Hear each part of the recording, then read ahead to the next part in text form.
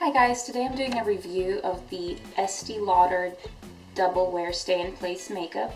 I'm gonna see how it holds throughout the day and how I like it and give you my opinion on it. So stay tuned to see how I apply it, and I will check in at various times throughout the day to show you how it looks as the day goes on. So I'm gonna apply this to one half of my face with a Sigma F80 brush, and I'm gonna use the beauty blender for the other half of my face.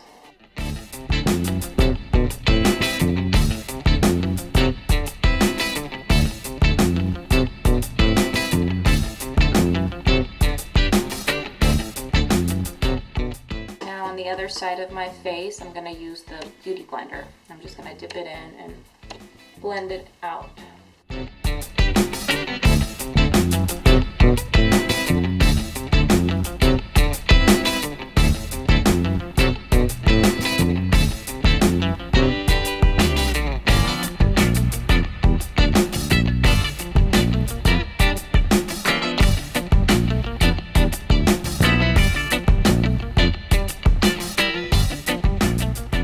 Okay, so here it is. This is one layer, if you will. I think I like this side of the face better, and this is where I used the F80 Sigma brush. It seems more even and better coverage. This side looks like it's a little too sheared out. I have a pimple right here that I should probably cover. But yeah, this is it. I'm gonna put the rest of my makeup on and I will check in with you guys later. So this is my makeup fully done. I have applied the rest of my makeup routine and kind of went through the whole thing.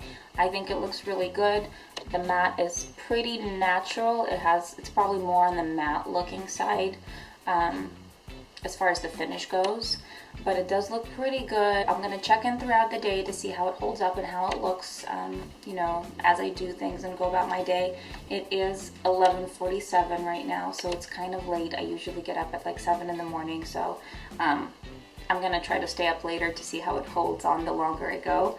But the foundation claims to be long-lasting, 15-hour, all day and night, flawless look. It's supposed to look natural through heat, humidity, non-stop activity, and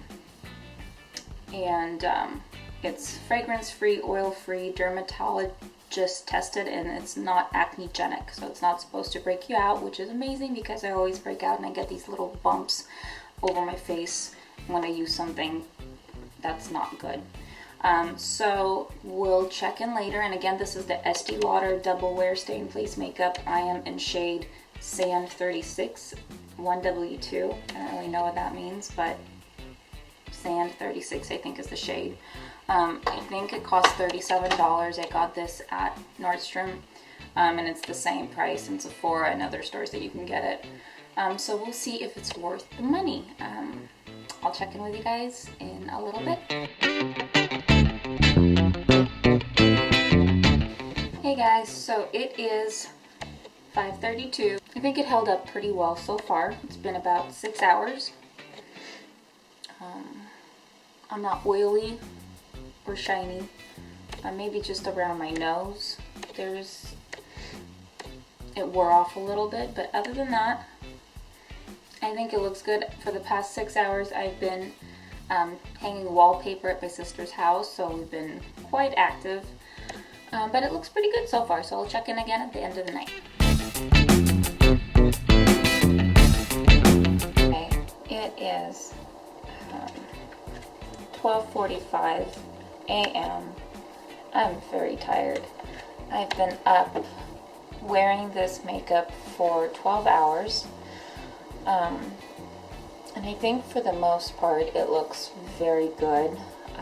I don't know if you guys can tell, but I am a little oily here in my, T area, the T-zone. I don't find it to be spotty. I do find that it lasted pretty well throughout the whole day. The only areas that are probably, you know, don't look as good are areas around my nose. I don't know if you guys tell there's some redness there. I have a pimple right here, and you can tell that, you know, that's a little more visible now than it was before.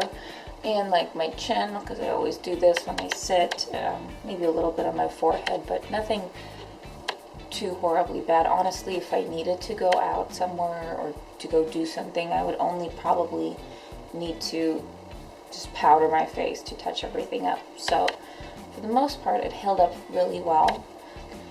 When I initially put this on, I did not use any setting powder or any other products on my face, so the only thing I'm wearing is the foundation. I would say that it is worth this $37, although I think there are some foundations that you can buy at the drugstore that would work pretty similarly, and I'll probably talk about them in the future. Other than that, I think that pretty much covers it. I'm going to take a picture just to see how this foundation looks on a picture at the end of the day.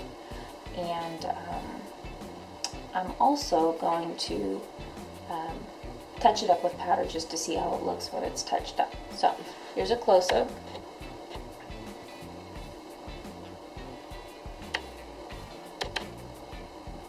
And I'll take the picture right now.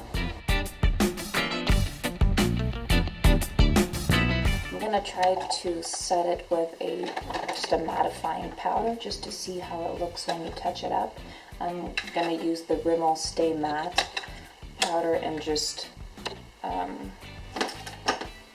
touch it up in my T-zone where it's a little shiny.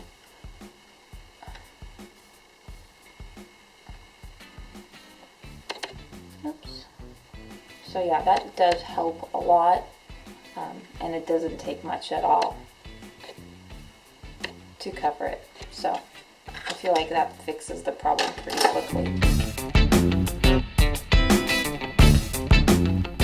So to sum up, I think it does last the 15 hours that the website claims that it lasts. Long wearing, full coverage, not the fullest coverage foundation that there is available, but it's definitely full coverage.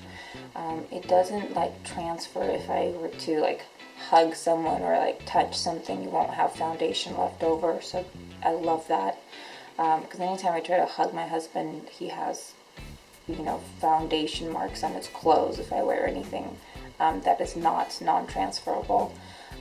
So that's great. Blush and bronzer blends pretty easily on this. Overall, I am very impressed. I would say if you are able to, if you're curious, definitely try it, give it a try. Pretty impressive. So I hope that helped. If you guys are wondering, I know a lot of people say really good things about this foundation, and you know, it lived up to its claims. For me, the most important thing in foundation is whether it's long wearing or whether it's transfer proof, and whether it gives a pretty good coverage. So for those three things, it totally hit it out of the park. So I'm pretty happy. With that said, it's 1 o'clock in the morning now. Probably is. Yeah, it's 1 o'clock. So I'm gonna go to bed and wash this off and enjoy a makeup-free phase, and I will catch you guys later. Bye.